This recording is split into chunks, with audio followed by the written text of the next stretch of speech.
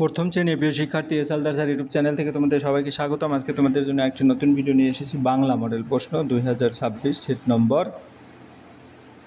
তোমার 50 মার্কের একটি স্কুলের প্রশ্ন বিশ্লেষণ সহ সম্পূর্ণ সমাধান দেখাবো তোমাদের এই ভিডিওতে। কাজে তোমরা যারা এখনও আমার চ্যানেলটিকে সাবস্ক্রাইব করোনি তারা এখনই চ্যানেলটিকে সাবস্ক্রাইব করে বেল আইকনটি প্রেস করে দাও।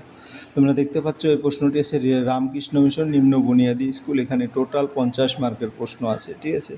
তাহলে আমরা এক এক করে যদি প্রশ্নটি একটু বড় করে দেখি। প্রথমে বলছে রিকার দেওয়া শব্দ লেখো, একটি করে দেখানোর জন্য পৃথিবী, ঠিক আছে।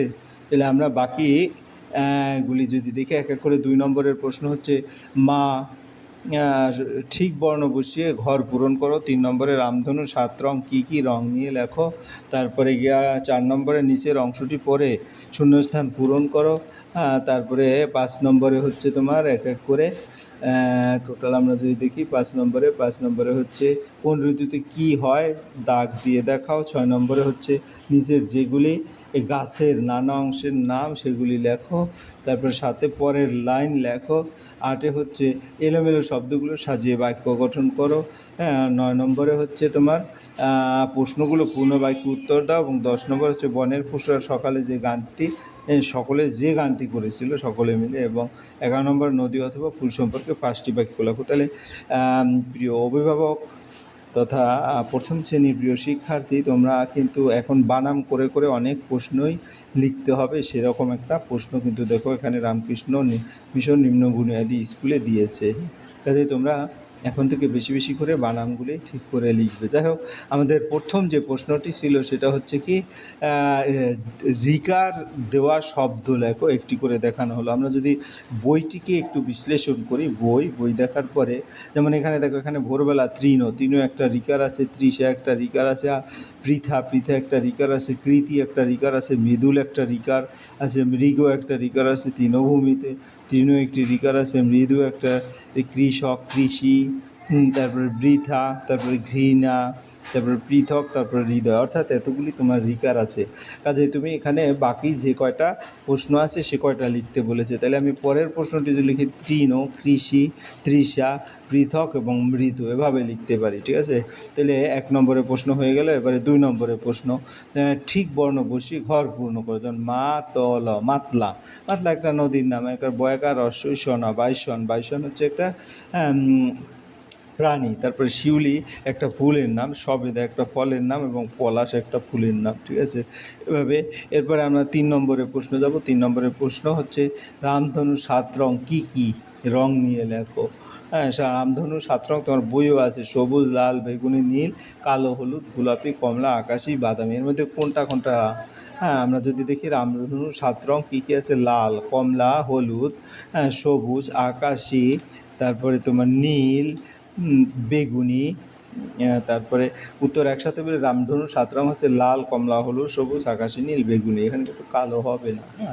এরপরে 4 নম্বরে নিচের অংশটি পড়ে শূন্যস্থান পূরণ করো। গাছে আছে মৌচাক, সেখানে থাকে মৌমাছি, আর থাকে বউ কথা কও। পুকুরে আছে মৌরালা, সেখানে পানকৌড়ি ডুব দেয়। আমরা যদি বই থেকেও দেখি, গাছে আছে মৌচাক, সেখানে থেকে মৌমাছি, আর থাকে বউ কথা কও।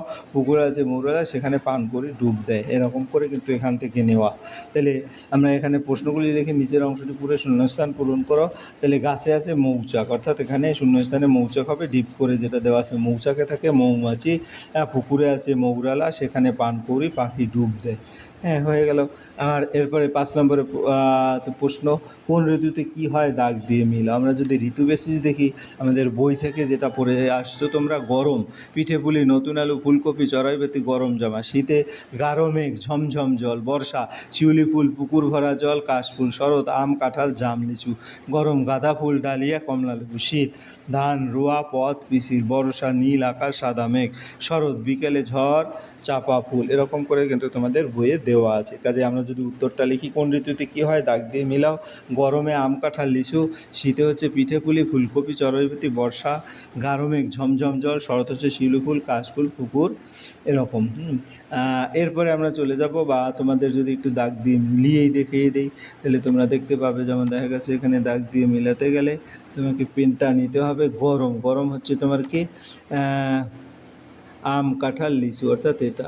তারপরে শীত হচ্ছে পিঠে পুলি। তারপরে বর্ষা গাঢ় মেঘ, হ্যাঁ, তারপরে শরৎ, শরৎ-শিউলি ফুল। এভাবে তোমরা মিল করে উত্তরটা দিয়ে দেবে, ঠিক আছে? এর পরের প্রশ্ন হচ্ছে আমরা কোন ঋতুতে কী হয় দাগ দিয়ে, এটা তো দেখালামই। ৭ নম্বর পরের নিচের যে গাছগুলো গাছের নানা অংশ ওর নাম লেখো। একটা গাছের বিভিন্ন অংশ, আমরা একটা গাছ দেখছি, ওই দেখো গাছ কত কিছু নিয়ে ওর শরীর, মাটির নিচে শিকড় বা মূল, আর মাটির উপরে গুঁড়ি থেকে বেরিয়ে আসে ডাল, ডাল ভরা ফুল পাতা, আরও গাছে আছে ফল, কত যেমন ফুল ফল, তারপরে গুঁড়ি, এরকম অনেক কিছু লেখা যায়। তারপরে শিকড়, বীজ, মাটিতে পড়ে বীজ, আলো হাওয়া আর জল পায়, সেই বীজ থেকে আবার নতুন। কাজে আমার যে কয়টা লাগবে সে কয়টা কিন্তু আমরা লিখতে পারবো। তাহলে এখানে গাছের নানা অংশ হচ্ছে পাতা, ফুল, ফল, মূল, কাণ্ড, ডাল, এরকম বেশ কিছু লেখা যায়। যা হোক, পরের প্রশ্ন হচ্ছে ৭ নম্বর, পরের লাইন লেখো। দূরসাগরের পাড়ে যদি বলি, নদীর ঘাটে আছে এই যে দূরসাগরের পাড়ে, জলের ধারে ধারে নারিকেলের বনগুলো সব দাঁড়িয়ে সারে সারে, পাহাড় চূড়া সাজে নীল আকাশে, এটা সহজ পাঠ। এরপরে বরফ ভেঙে ডিঙিয়ে যাওয়া কেউ তো পড়ে না যে, ঠিক আছে? দূরসাগরের পাড়ে, এখানে আমি টোটালটা দেখিয়েছি। আবার এভাবে, যা হোক, এভাবে তোমরা সুন্দর করে লিখিয়ে দিবে পরের লাইনগুলি, ঠিক আছে? এরপরে গিয়ে হলো তোমার পরের প্রশ্ন হচ্ছে এলোমেলো শব্দগুলো সাজিয়ে বাক্য গঠন করো। যেমন ঝাঁকা যায় হেঁকে নিয়ে কাকা পাঁচু, বাজায় রাতে আধার রাশির বাঁশি, কাটে দিয়ে সাঁতার পুকুর ঝাঁপ টুনু, বই আমি আমার পড়েছি। তাহলে এখন যদি বলি পাঁচু কাকা ঝাঁকা নিয়ে হেঁকে যায়, তারপরে আসিফ আধার রাতে বাঁশি বাজায়, তারপর টুনু ঝাঁপ দিয়ে পুকুরে সাঁতার কাটে, আর আমার বই আমি পড়েছি। হয়ে গেল এটা। এরপরে যদি আমরা পরের প্রশ্ন দেখি, নুরু বড় হয়ে কাদের কথা লিখলেন? দূরে ঠাকুর ঘরে কী বাজে, রবিকে, তার লেখা একটি বইয়ের নাম। আমরা যদি দেখি নুরু বড় হয়ে, তাহলে একটু ভালো করে দেখি। নুরুরা বড়ই গরিব, তারা থাকতো চুরুলিয়া, নুরু পাড়ার খুব শখ, পড়ার খুব শখ, বাড়িতে শুধুই অভাব, বারবার স্কুল ছাড়তে হয়েছে, রুটির দোকানে কাজ করতে হয়েছে, নুরি তার হাল ছাড়েনি। বড় হয়ে তিনি যোগ দিলেন সেনাদলে, গেলেন বিদেশে, সেখানে অনেকের সাথে আলাপ করে শিখলেন। 3 বছর পরে, যা হোক, লিখলেন দেশের কথা, সাধারণ মানুষের সুখ দুঃখের কথা, এই কথাটা আমরা লিখব। তখন দেশ ছিল পরাধীন। তাহলে আমরা উত্তরটা কী দেবো? উত্তরটা আবার বলছি, নুরু বড় হয়ে কাদের কথা লিখলেন?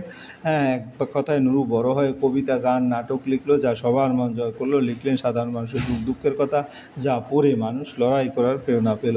দূরে ঠাকুর ঘরে কী বাজে, এরপরে যদি দেখি দূরে ঠাকুর ঘরে, তাহলে আমরা যদি এখানে দশম পাঠে দেখি, বাঁশ গাছে বাদর যত ঝাঁকা দেয়, অর্থাৎ আমরা এইখানে কিন্তু উত্তরটা আছে। ঝাঁকায় কাঁচা আম নিয়ে মধু বই থেকে যা, আদার হলো ওই যে চাপা গাছের ফাঁকে ফাঁকে বাঁকা চাঁদ, আকাশে থেকে হাঁস উড়ে, আর ও ডাকছে খাদু। তাহলে আমরা আর একটু দেখি ভালো করে, ও দূরে ঠাকুর ঘরে শাঁখ বাজে কাশি বাজে, যে শাঁখ বাজে কাশি বাজে, তাহলে আমার উত্তর হবে দূরে ঠাকুর ঘরে কী বাজে? দূরে ঠাকুর ঘরে শাঁখ বাজে কাশি বাজে। এরপরে প্রশ্ন, রবিকে, তার লেখা একটি বইয়ের নাম। রবি থেকে ছোটদের রবি। রবি থাকতো কলকাতার জোড়াসাঁকো, আসলে এই রবি হচ্ছে রবীন্দ্রনাথ ঠাকুর। তাহলে আমরা এখানে দেখতেছি, এখানে থেকে কী লেখা যায়? রবি আসলে কবি সাহিত্যিক, আমাদের প্রিয় রবীন্দ্রনাথ ঠাকুর, তার লেখা একটি বইয়ের নাম সহজপাঠ। বনের পশুরা সকলে যে গানটি করেছিল লেখো। বনের পশুরা সকলে যে গানটি করেছিল সেই গানটি হচ্ছে সকলের গান। আমরা বনের পশু, আমরা বনের পাখি, বনের মাঝে সবাই মিলে বেশ মজাতেই থাকি। এই গানটিই কিন্তু করেছিল, যে আমরা বনের পশু, আমরা বনের পাখি, বনের মাঝে সবাই মিলে বেশ মজাতেই থাকি। নদী অথবা ফুল সম্বন্ধে 5টি বাক্য লেখো।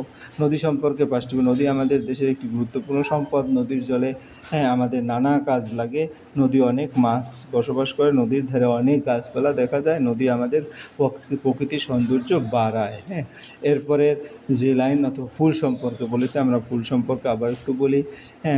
ফুল দেখতে খুব সুন্দর হয়, ফুল থেকে আমরা অনেক ভালো গন্ধ পাই। ফুল নানা রঙের হয়, যেমন লাল, হলুদ, সাদা ইত্যাদি।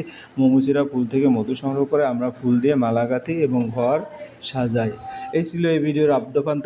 আশা করি ভিডিওটি যদি তোমরা মনোযোগ সহকারে দেখো, প্রথম থেকেই প্রশ্নের আইডিয়া নাও, তাহলে কী পড়তে হবে না পড়তে হবে কিন্তু ক্লিয়ার বুঝতে পারবে। পরিশেষে বলবো, ভিডিওটি দেখার জন্য অসংখ্য ধন্যবাদ। ভিডিওটি ভালো লাগলে লাইক কমেন্ট শেয়ার করতে ভুলবে না। সেই পর্যন্ত वीडियोस बनाने ধন্যবাদ हैं, फिल्मोरा है সবাই। ना।